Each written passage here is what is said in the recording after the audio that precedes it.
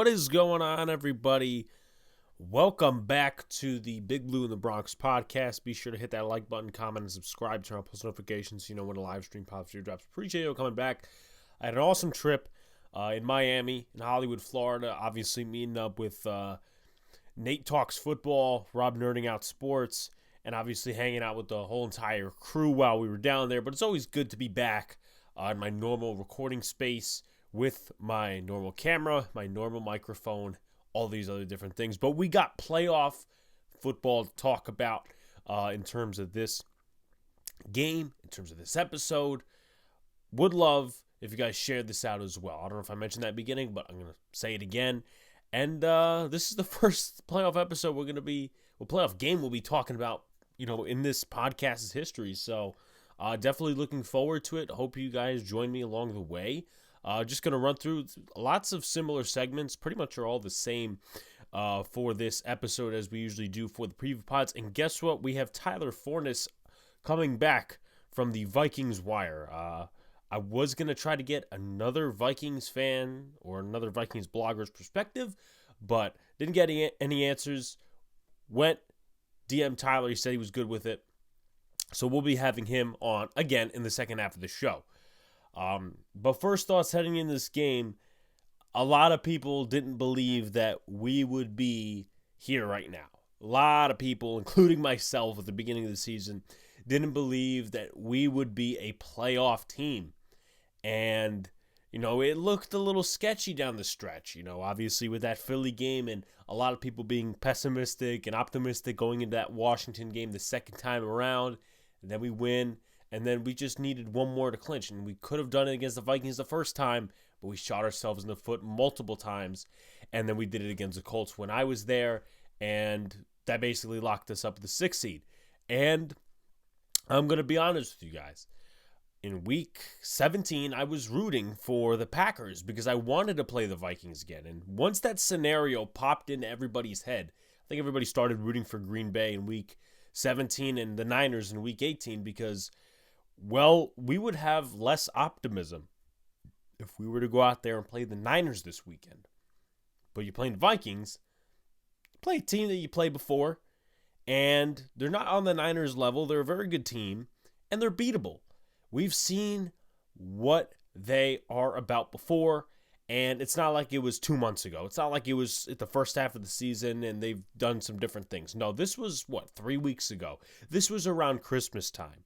So you got to be hype if you're the fans, if you're the coaches, if you're the players coming into this game thinking, hey, listen, we know these guys. They know us too, by the way. I'm not going to sit here and be blind to that aspect. But I know a lot of people will draw their comparisons, 2007, this, that, and the other thing. But the Giants, as I said in the post-game pod for the Eagles game, I don't like moral victories, right? I was not very accepting of them coming into the season. We would take what we would get with this rebuilding team. Obviously,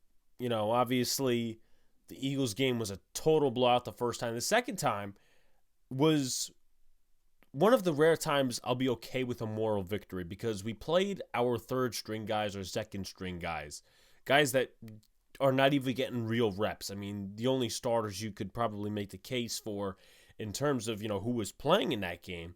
Pinnock gets a little bit more reps over the course of these last few weeks. He gets more reps than some of the safeties we do have. Terrell Burgess on the practice squad, and then Dane Belton, of course, he's been a healthy scratch over the last few weeks, and he's been active, but he really hasn't been playing a lot. So there's Pinnock, there's Ben Predesen, there's Nick Gates. But other than that, I mean, there's not really many starters that do play. Obviously, Breida and Brightwell got a chunk of the carries at running back. Barkley was inactive. All these different guys were inactive.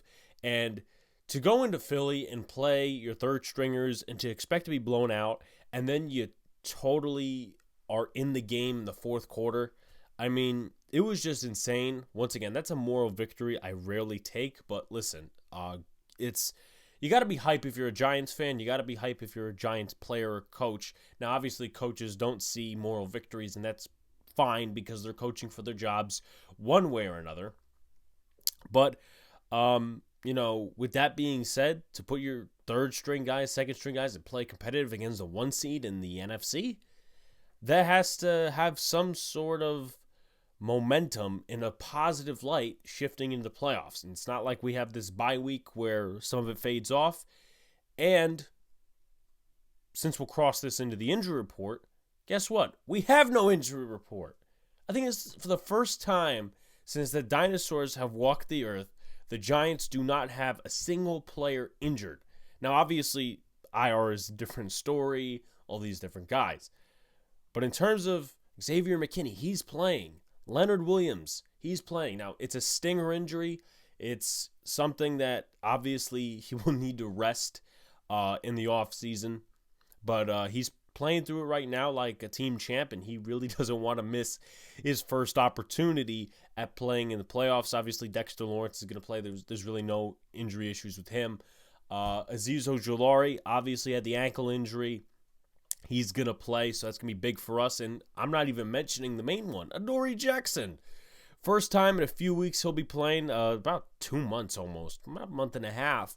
And I guess Brian Dable did a good job of gamesmanship earlier in the week, said, we'll see, I hope so. And then comes out on Friday with a banger on the injury report. Guess what? There is none. So if you're a Giants fan, once again, that's another reason to get hype. You have all the guys accessible and healthy. And this is a big game. Obviously, maybe there's a switch in game plan, but Justin Jefferson is still there. He is still there for the Vikings. And that helps, meaning Adoree Jackson coming back, that helps the Giants defense because you could shift McLeod over to the slot if you want to. You could put Fabian Moreau on Adam Thielen or KJ Osborne. You can afford to double Justin Jefferson in some sort of fashion, And, the thing of the difference really between this game and I would say, the game against the Vikings a few weeks ago, obviously with the injuries and stuff like that, but it just looks better if you're double covering Justin Jefferson with a guy like Xavier McKinney or Julian Love, but most likely McKinney, and Adoree Jackson compared to Fabian Moreau and Jason Pinnock, where they did get toasted on a touchdown. Pinnock didn't take the right angle. Moreau wasn't really good in coverage, but this just allows the Giants defense to be more flexible in terms of what they want to do and, basically how they want to play the Vikings. But before we get to game plans, all this sort of stuff, we're going to go into the Vikings injury report. They do have an injury report. Cameron Dantzler is questionable with an ankle injury and also was out during the week with a personal matter. He is questionable. I don't expect him to play. He hasn't played in a few weeks, to my knowledge, and he didn't even play against the Giants the first time, so I doubt we see him this weekend. Brian Asamoah, who forced the fumble against Daniel Bellinger, he is expected to play. No injury status for him. Garrett Bradbury, we'll be seeing him for the first time. Back injury, he was full go in practice Thursday and Friday. James Lynch, defensive tackle, full practice. The only two questionable ones besides Cameron Dantzler are Harrison Smith with the knee injury. I would expect him to play. I mean, he's limited, and this is another playoff opportunity for the veteran. And Kene Nwangu, I think that's how you pronounce it. He is a running back. He was also their kick returner. He is questionable, did not practice on Friday with an illness, but I would expect him to play. So, let's get into the statistics from the season. And obviously, it's a different type of season now. It's the playoffs. It's, stuff in the regular season does matter, but it doesn't at the same time because the Giants could switch their game plan totally. Their Vikings could be, some rushing team automatically, and they were a passing team. So the playoffs is just a different story, and we've seen this over the course of the last few years. Like, the biggest example to me about how the playoffs differs from the regular season is actually I'm going to have two scenarios here that actually happened. The Chiefs were horrible on defense in 2019. Week 11 to the Super Bowl, they were one of the top units in the NFL. Steve Spags was the defensive coordinator, and they went on to beat the Niners in the Super Bowl. So that's one. Number two, I think it was 2020. It was Drew Brees' final year in the NFL. They sweep Tampa Bay. In Tampa, at home against Tampa, but in the playoffs, they don't get it done. Brady beats Brees. So it's just a sign that the regular season matters up to a point. But obviously, the regular season is where you have to qualify for the playoffs by beating a lot of teams. But when you're going into the postseason, when you're actually there, about a portion of it only matters. But back to the stats, the Giants in the regular season, 18th in total yards per game on offense, 26th in passing offense, 4th in rushing offense, 16th in points per game. Defensively, 25th in total yards per game, 14th against the pass, 27th against the run, and 18th in points per game. You look at the analytics side of it, 25th in pass percentage, 8th in run percentage, 29th in pass percentage on first down, as well as 4th in run percentage on first down. 1st in blitz percentage on defense, 7th in pressure percentage, and 13th in sacks. It was quite interesting as well, really, this season, because you look at the room, not a lot of edge talent outside of Tibbs, outside of Aziz, and those guys were hurt. Like, it's been very rare to see those two guys play on the field at the same time, right? The Vikings game for a little bit, the Commanders game the first time and the second time, and obviously Leo has been factoring in and out. Dex has always been there. And then you look at like the first few seasons of the proclaimed rebuild the last few years, like 2020 and 2018, right? We were like bottom of the league in sacks, mid in sacks in like 2020. And now we're 13th because different guys get to the passer. I mean, Jason Pinnock has a couple of sacks. Nick McLeod has a couple of sacks. Zion Gilbert has a sack. Ryder Anderson. So once again, I just really like what Wink is doing with this defense. We're going to talk about maybe just a smidge. I don't think it's too much to talk about because obviously we're focusing on playoffs. But maybe during the last part before we talk score prediction, all that, I do want to just briefly touch on the fact that two guys have been interviewed, or I should say requested to be interviewed for head coaching jobs. So Minnesota Vikings, they were 7th in total yards per game, 5th in passing offense, 20th in rushing offense, and points per game, they're 8th. The defense, 31st in the categories of total yards per game and against the pass. Against the run, they're 20th, and points per game, 30th. 3rd in pass percentage, 30th in run percentage, 6th in pass percentage on first down, and 31st in run percentage on first down. They're 24th in blitz percentage, or were 24th in blitz percentage, 24th in pressure percentage, and 22nd in sacks. Though, obviously, they did get to the Giants a couple of times in the first matchup. Daniil Hunter, DJ Wanham, there's another guy that got in there. I think I'm missing one. Zadarius Smith, he's going to be a factor, so there's that. Going to take a quick sip, and we'll go to things to look for.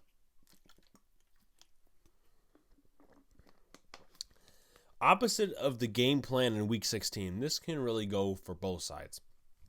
The Giants, as much as they, over the last few weeks, have been passing the ball a little bit more on first down, which I've been advocating for, this might be a game where they really don't want a shootout. This might be a game where, okay, we need to be a ground and pound type team or just like control the clock.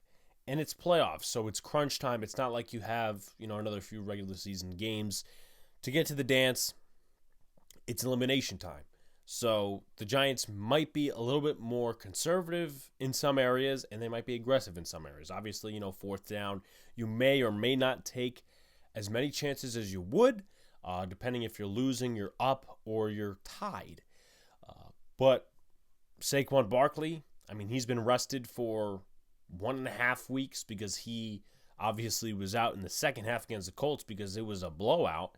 And, against the Eagles, he did not play. He was inactive. So you're looking at fresh legs for Saquon Barkley. Obviously, the Vikings, I didn't really look much into their game against the Bears. They did get blown out by the Packers, which we'll ask Tyler Forness about because that could factor in terms of the weaknesses that Green Bay attacked in that Week 17 game. But I would just look for possibly opposite of the game plan in Week 16. And, not just, it's crunch time and this, that, and the other thing. I'm not going to say that the Vikings would be scared to attack Adoree Jackson in any way. But, to be fair, they were efficient with Dalvin Cook on the ground. And the Giants are still in limbo at linebacker. Gerard Davis, some say he looks solid in Week 18. Kind of mixed on him. I think a lot of people are kind of looking at him the way they looked at Jalen Smith when he came in last year. Always a solid piece, but when he gets extended reps, he's not so great. And obviously, once again, you could probably split it up. Some reps Jalen Smith, some reps Landon Collins and Tony Jefferson, some reps Gerard Davis. But Gerard Davis, I'm a little stingy, but guess what? I guess he's better than what we have right now in limited reps. So, we'll see what happens. And he's playing his former rival. He was with the Lions for a few years. I think he was drafted in the first round out of Florida. And then he came back to the Lions, and then, he signed with the Giants just a few days ago. So, opposite of the game plan in Week 16, something to look for. Doesn't mean it's going to happen.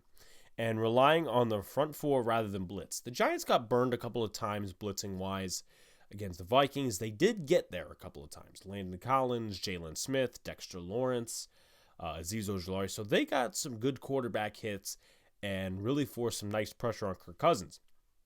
And they actually moved up to first, I believe, in the NFL in pressure percentage after that week. So, just throwing a stat out there. Obviously, they're not at first in pressure percentage anymore or to end the season. But my point is, you may see backing off a little bit. But you also may see more blitzing. Who knows? Because it could go into two things.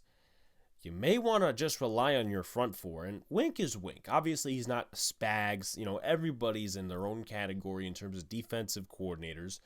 But, you have a solid front four. You may want to rely on that. Kayvon Thibodeau or Azeez Ojulari versus Oli Udoh. I mean, he was drafted in 2019 as a swing tackle. Really hasn't gotten too much time there. They're getting their center back, but I think Dexter Lawrence actually had a fun time against him the first time him and Bradbury matched up, which was 2019, but I would have to go back and look at the film. And, Bradbury's coming off of injury, so this is his first week back. We'll see what happens. But it could either be, you have a Dory Jackson back, so you send more blitzes, or you be more careful just in case they throw more screens at you. They did that the last time. The Giants got burnt. You rely on your front four. So two things that could happen. I wouldn't be mad with either, but we have to play the results. So players to watch, I'm not going to go specifically into this player, that player, or whatever. I might go into two different players. That's it. Bradbury, as we talked about, not James Bradbury, but Garrett Bradbury, allowed 2 sacks this past season, 809 snaps, and 4 penalties. And then Chandon Sullivan, just looking at him once again, I think he gave up like 6-7 receptions last time. Rich James had a big game on him. Even though Richie James did drop 1 or 2 passes, Richie James was actually, he was very important for the Giants in that first match against the Vikings. And he will be matching up against Chandon Sullivan again unless they do some maneuvering in the slot. But I don't think they'll do that. Sullivan this season has given up a completion percentage of 71, near 638 yards, only 1 touchdown, which, it complements him, but at the same time, he's a slot corner. A lot of slot corners really don't give up touchdowns, but passer rating allowed of 102.7, so that's not very good. And then we talked about Bradbury, so we're going to talk about like the key contributors from the last game. Dalvin Cook, as I said, he was efficient. Last game against the Giants, 14 carries, 64 yards. Alexander Madison, maybe they run it more with him if they do a ground and pound type thing. 4 carries, 17 yards, 4.3 yards per carry. Kirk Cousins, I don't think he had the worst game, but he didn't have the best game against the Giants. I feel like the stats kind of overrate his performance. Vikings fans may attack me for that. I personally don't care. I mean, 6.2 yards per throw, that's around average. 3 touchdowns, which you have to give him credit. 1 to Hawkinson, Jefferson, and then I think I'm missing one again, but, who knows. Close to 300 yards, so there's that. Justin Jefferson, I mean, he's going to be the main X factor if you're looking at just players to look at for the Vikings. Obviously, we'll go into X factors later for the Giants and the Vikings when we go into the interview with Tyler Forness. But Justin Jefferson is there. Adam Thielen really wasn't a contributor. KJ Osborne had 3 catches. The other guy is TJ Hawkinson. I mean, the Giants have Xavier McKinney back. Maybe he goes into coverage against Hawkinson. I mean, Micah McFadden was kind of lost in coverage the last time, and that's where Hawkinson got his touchdown. Actually, Hawkinson, now that I remember, 2 touchdowns against the Giants the last time. One at the back of the end zone, that acrobatic grab to the left side near the pylon. So there's that. I mean, he was dangerous. Both guys got over 100 receiving yards, so the Giants have to find a way to cover him. If you put Cordell Flott on him, or you put McLeod, you take a corner, whoever they feel. I just don't think it should be one of our inside linebackers. Not Jarrad Davis, not Micah McFadden. I wouldn't be confident putting Landon Collins on him 100% of the time, but, we'll see what happens. And obviously, you had Asamoah, who forced the fumble. And then defensively for them, Danielle Hunter had 4 quarterback hits and 2 sacks. Evan Neal, though the injury report is non-existent, they did mention that he suffered a minor ankle injury later in the week. So that's something to keep an eye out for, A. B, he hasn't played well over the last few weeks, and, that's saying that unbiasedly. So maybe they put in Tyree Phillips to help him. Maybe you get some extra help to that side, because Andrew Thomas can handle his own against some of the rushers that they're throwing. And on his side, they have a rookie linebacker. I forget his name. Patrick Jones, I think that's his name, yeah. And then the right side, just throw in Bellinger, help Evan Neal out a little bit. That's all I'm asking the Giants to do. And DJ Wanham and Kairos Tonga shared a sack. And that was pretty much it, yeah. So, Danielle Hunter, Zadarius Smith really didn't do a ton, except for the 3 quarterback hits, which you could attribute to that. And then Dalvin Tomlinson had a quarterback hit. Chandon Sullivan had a quarterback hit, and Patrick Peterson also came in on a blitz. Didn't get credit for the sack, but he caused the havoc that made the sack possible. All right, so questions, answer, keys to win.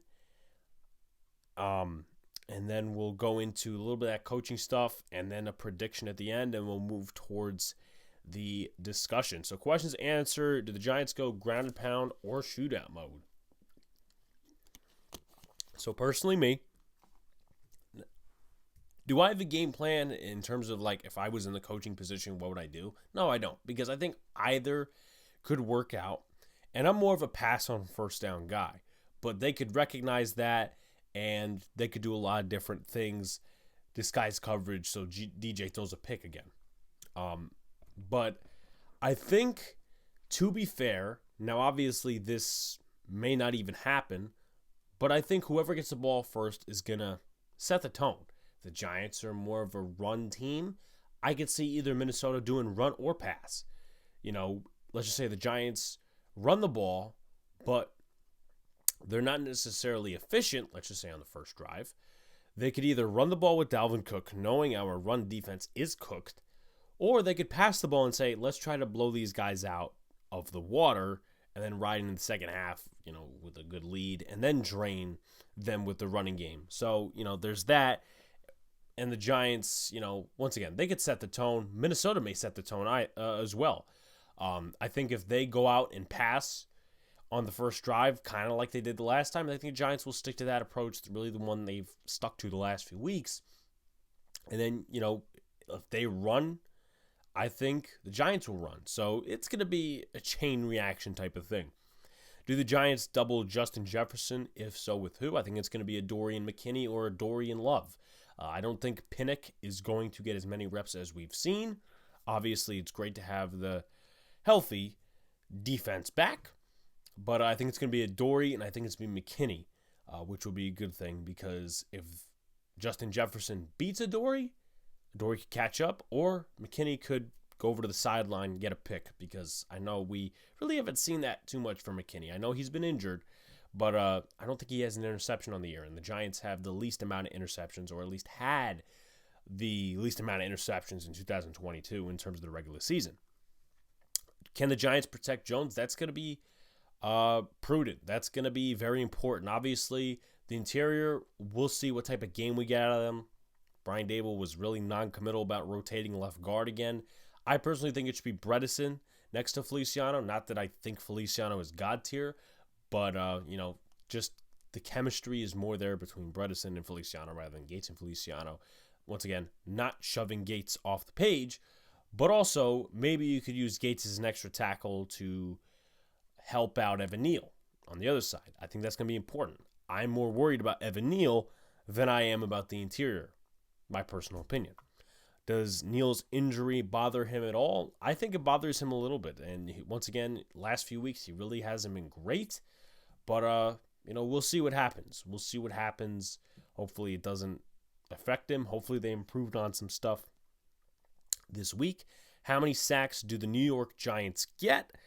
I'm going to say, as an estimation right now, probably 3. I definitely see one of our edge rushers getting there. Maybe Dex gets a sack.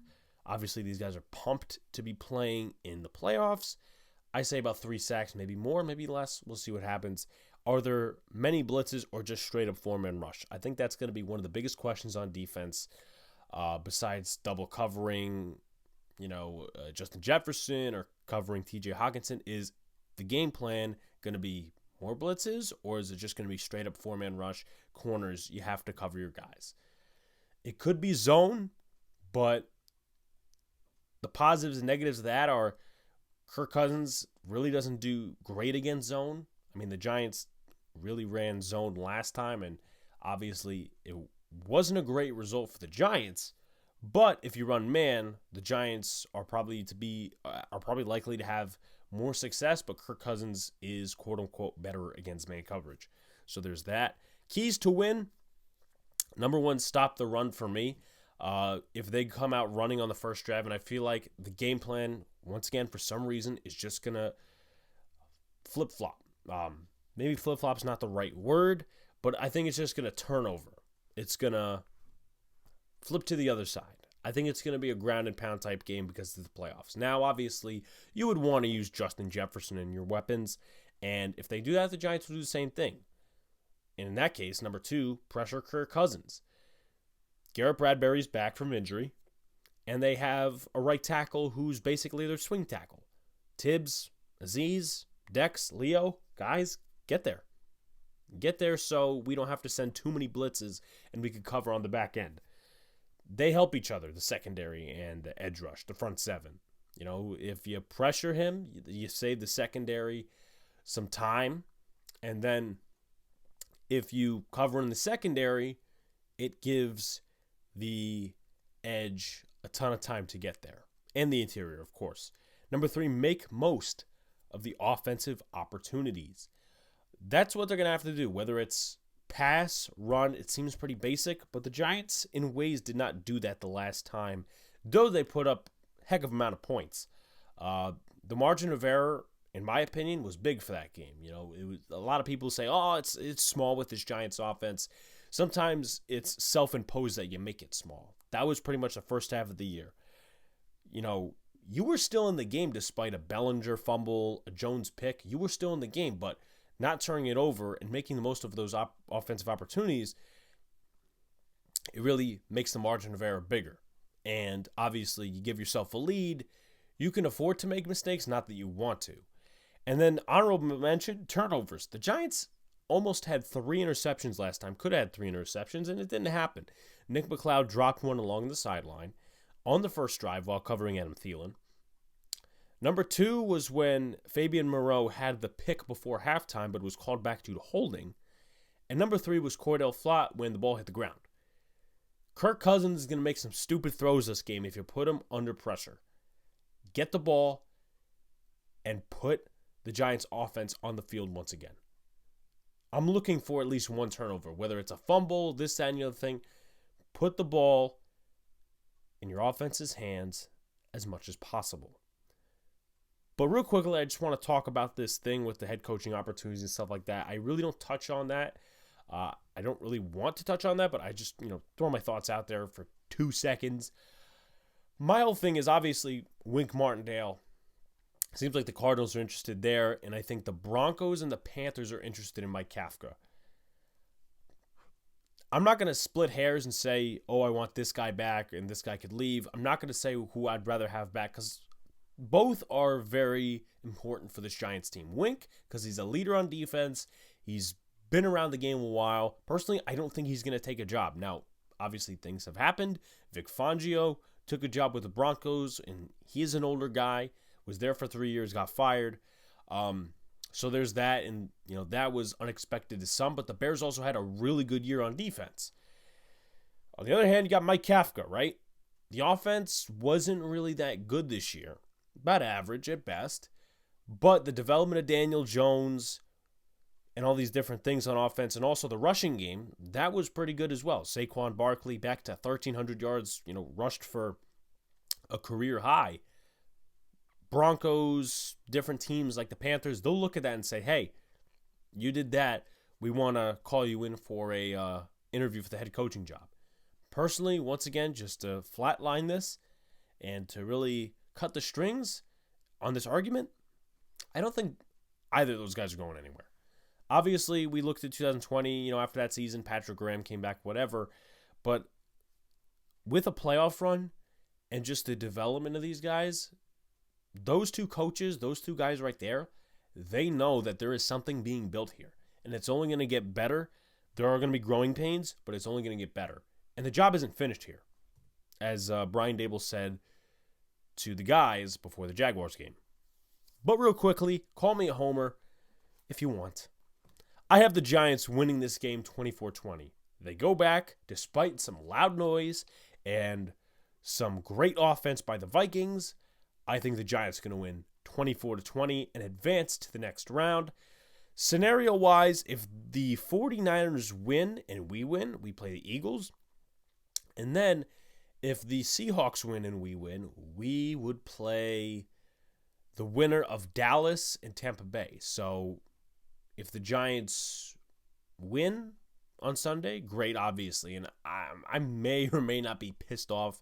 Well, I mean, you should be pissed off if your team loses, but at the end of the day, you kind of accept, okay, this is a rebuilding squad, whatever. Kind of puts you down to earth.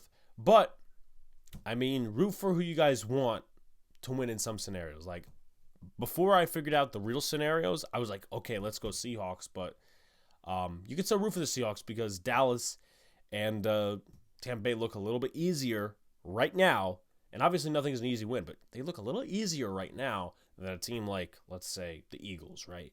So, like, comment, subscribe, do all the good stuff. It doesn't end here. We're going to go to the interview with Tyler Forness from Vikings Wire. All right, so Tyler Forness is back with us because we are playing the Vikings again, this time in the wild card round. We just saw them a few weeks ago around Christmas time. The Giants lost a close one, closer than we all thought, at least in my eyes. But I'll get started. I'll have you get started, Tyler. What are your thoughts coming into this game?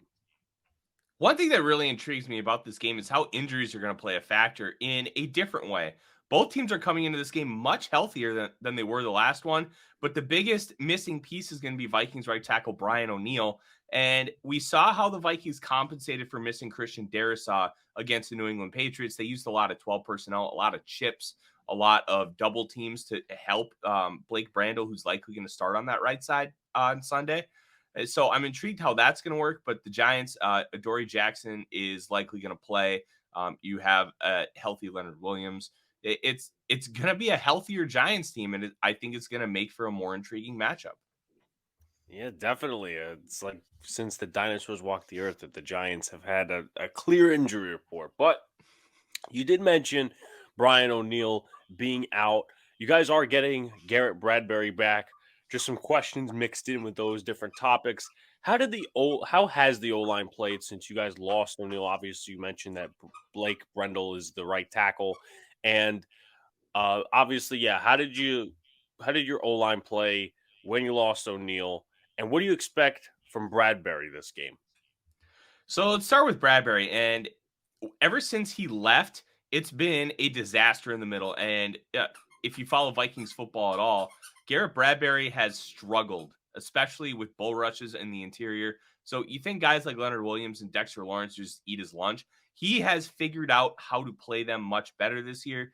There's a clip of him against the Philadelphia Eagles where he just stood up Jordan Davis and Davis couldn't move in the middle of that defensive line. He's kind of figured that out, and he's really been the catalyst because Ezra Cleveland is a very solid guard, and Ed Ingram has a lot of potential right guard, but he's a rookie, and he allowed the most pressures per PFF this season. Like, you're talking about a guy who is really he's the I'm trying to think of the right word, but he's kind of like the balancing point. Like if he's doing well, usually the rest of the line is doing well. So the fact that they didn't have him and it was Austin Schlottmann, who unfortunately broke his ankle against the Green Bay Packers in Week 17, um, having Bradbury back will be a big deal.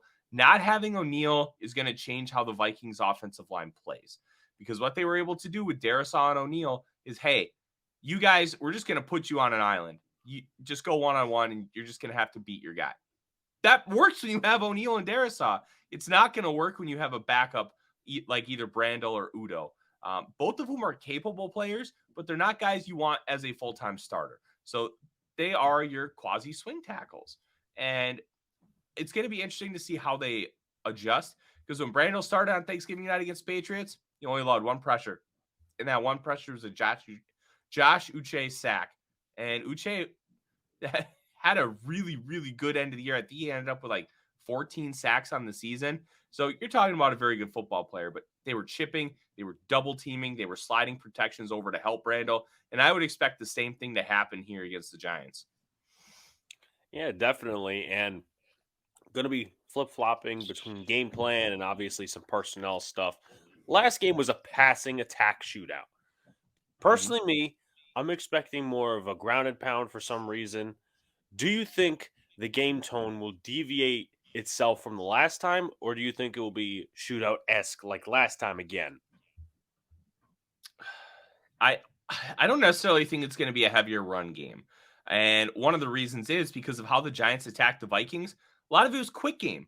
And what I mean by quick game is it's quick timing passes underneath to take advantage of what the Vikings are giving them on defense. And they did a really good job of it. Daniel Jones threw for 334 yards, and he only threw the one interception. Like, you can keep doing that against this defense, because the Vikings are going to play more off coverage. They're going to allow those 5-yard routes underneath, because then you can't beat them deep. What really is frustrating from a Vikings perspective is Jones's strength is not driving the ball down the field. His strength is the short and intermediate game, being very accurate and hitting those timing routes. So you're really playing into the strength of what Daniel Jones gives you. I What I would personally be doing is playing those corners and press, getting that timing disrupted, making it harder for Jones to find those guys in the short and intermediate routes and take those chances deep, because that is not his forte. And I would expect the Giants' game plan to be a lot more of the same that we saw on Christmas Eve. Short timing routes, get Richie James involved early, get Isaiah Hodgins on those slants and digs. And I think the Giants have a recipe for success. Now, it gets a lot harder in the red zone. The Vikings have, for all their defensive struggles, are 12th in red zone trips allowed and 20th in red zone percentage. So they're relatively good when it comes to the red area. Um, Saquon Barkley only had 14 carries in the first meeting. I would expect that to improve a little bit, but I don't really see much of a game plan shift from the Giants. And as far as the Vikings go, they want to establish the run, but they're just this close. They're this close because of what the offensive line is just able to accomplish. They're like half a second away on some blocks from springing a big run. And you've seen a couple big runs, the 53-yarder against the Dolphins, the 81-yarder against the Buffalo Bills that really spurned that comeback. Uh, they want to run the ball, but they're just missing a little bit. And I think a lot of that has to do with the scheme change and the cohesiveness of how the offensive line is performing. But if it's going to happen at any point, it's going to happen in the playoffs. I would expect a lot of the same from both teams. That's kind of a roundabout way of saying it, but they both want to run the football, but they're both better at throwing it. Yeah, especially coming off of last game. And the Giants have likely looked at the tape in terms of attacking the weaknesses once again of this Vikings team. Game plans, weaknesses, those change every week. What did Green Bay do in week 17 to stall the Vikings from getting a victory and blowing them out? I think it was what, by 24 points or something like that. Easy. They told Jair Alexander, hey, follow Justin Jefferson, and we're going to put a safety over the top. Just make his life a living hell. Press him. Hit him every single play. And you know what? If you get beat deep, it doesn't matter. You got safety help. Not every team's going to be able to commit to that or want to commit to that. The Packers did, and it got Jefferson so frustrated. And then literally every ounce of luck went the Packers' way, and it snowballed. And you could kind of see it as the game went on, like the tipped interceptions. One of them going for a touchdown, and O'Neal tearing his Achilles on that interception, and that happened to be on 4th down too. The kickoff return for a touchdown, not getting into the end zone when you block a punt and it's down at the 2. Like there's so many little things. Like everybody talks about, oh, the Vikings are fraudulent because everything lucky has gone their way. Well, in their losses, literally everything has gone against them. So it's almost been a balancing act, but the Vikings have still figured out a way to persevere more often than not with a 13-4 record. So like the label fraudulent, I think is completely unfair and lacks any context, but they're not a great 13-win team. They just aren't. They have found ways to win in really creative and unique ways. And this Vikings team is going to, as long as all the luck doesn't go against them, are going to be just fine because they're going to be able to kind of create their own. Like the Packers game, the Giants game, those are real anomalies. If you want to see what the Vikings look like when they get punched in the mouth and how they continue to try and win in a loss, you got to look at the Lions game, 34-23 loss. The Lions played a tremendous game. They kept punching the Vikings in the mouth. And what the Vikings were able to do was they kept punching back, but they were just short. And I think if things continue to go rough for the Vikings in a loss, it's going to look a little more like that.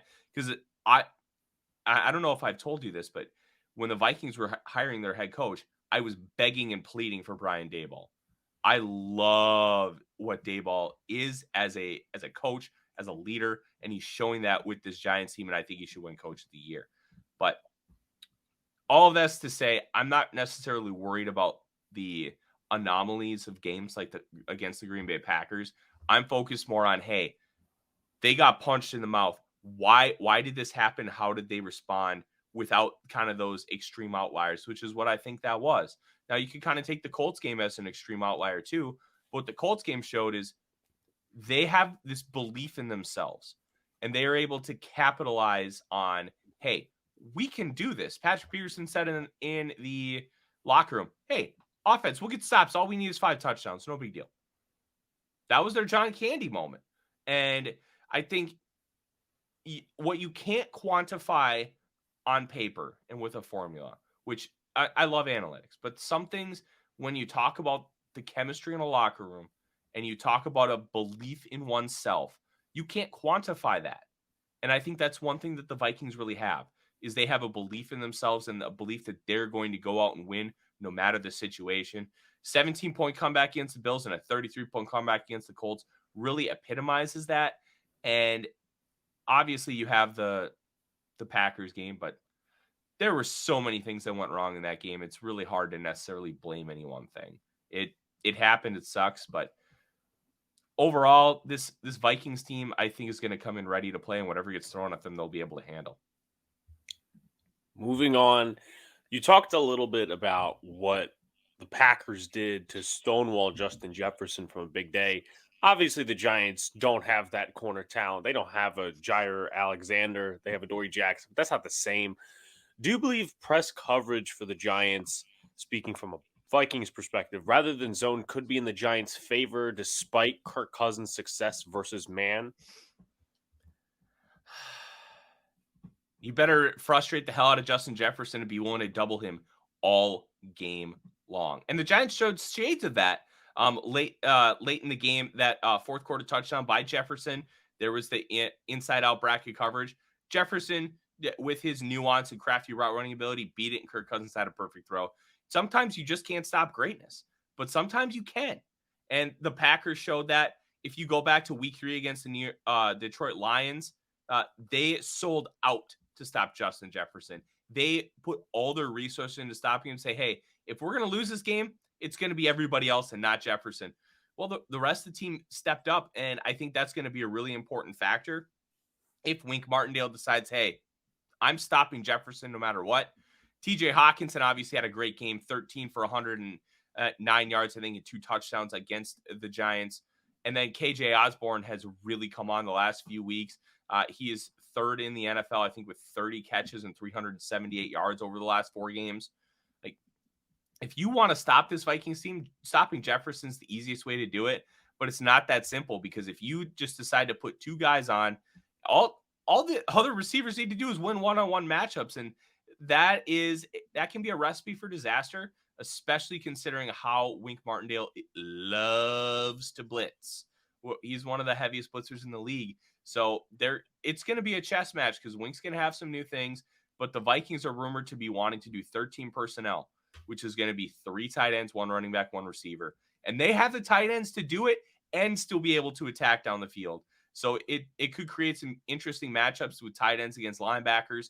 And then the Giants linebacker room, it leaves a little bit to be desired, especially with Mike and McFadden. I've had plenty of Giants fans tell me how much they dislike him playing on that second level. So it's going to be fun, but stopping Jefferson's the catalyst, and how they do that is going to really reflect on how much they believe in the rest of the team.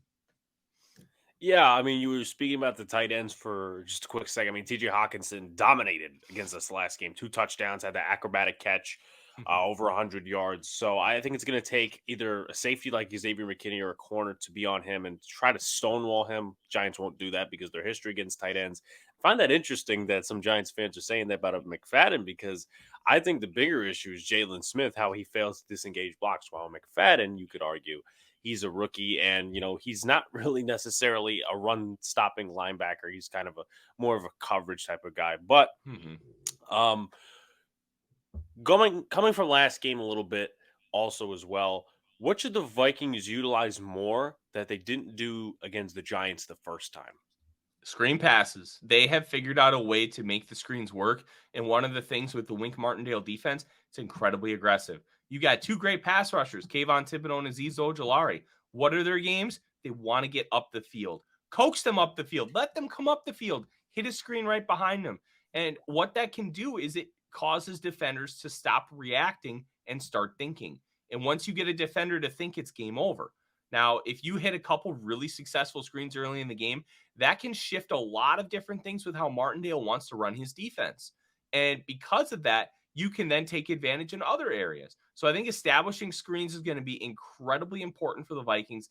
They love the tight end screen to TJ Hawkinson. And because they're going to be doing a lot of double teaming with Blake Brandel or Oli Udoh at right tackle, I think you can really make the tight end screen work because it's going to be a lot easier to sell when he's consistently doing so.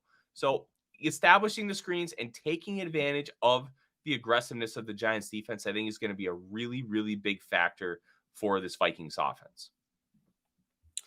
And then what do the Vikes need to do better that they weren't good at the first time? And I know the automatic answer is probably in the passing game, but if that's the answer, then you're free to elaborate on it.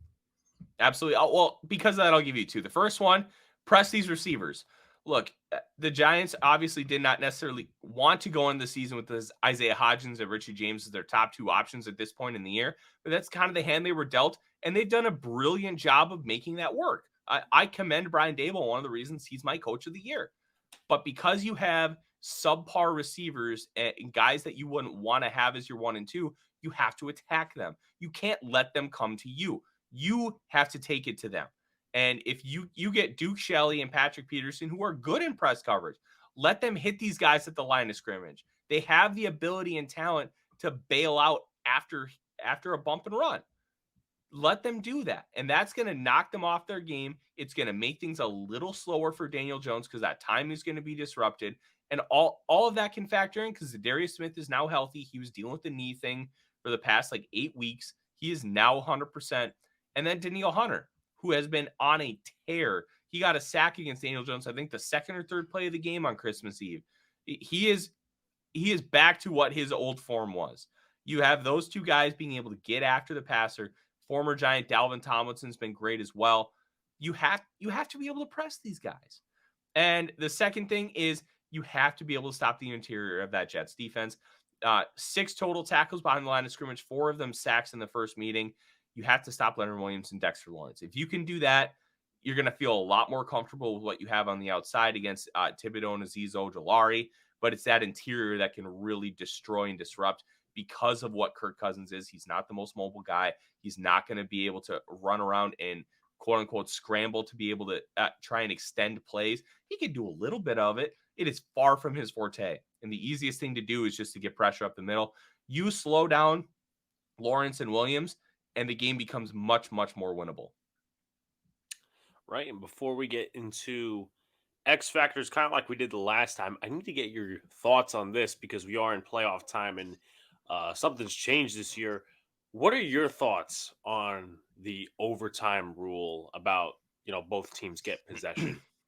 I love it. I don't know how much you're aware, but the field goal rule was put in because of Bountygate in 2009, and everybody feeling like the Vikings got screwed when the Saints walked off with a field goal in overtime because of how that game played out.